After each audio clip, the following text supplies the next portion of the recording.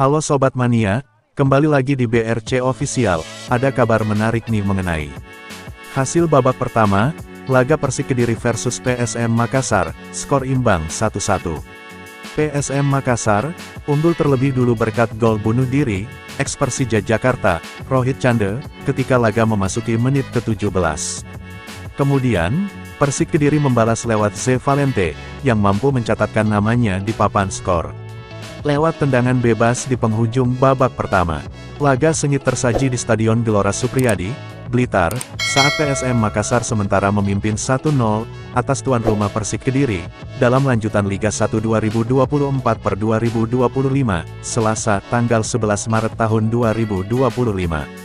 Keunggulan Juku Eja, lahir dari gol bunuh diri, yang tak terduga oleh Rohit Cande, di menit ke-17. Sejak peluit awal dibunyikan, kedua tim terlihat bermain hati-hati, menjaga ritme, sambil mencari celah, untuk menciptakan peluang. Persik lebih dulu mengancam, lewat skema set piece di menit keempat.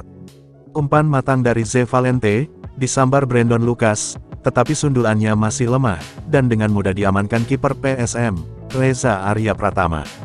PSM tak tinggal diam. Rizky Eka mencoba peruntungannya, dari luar kotak penalti di menit ke-10, namun bola melambung jauh, di atas mistar gawang Persik.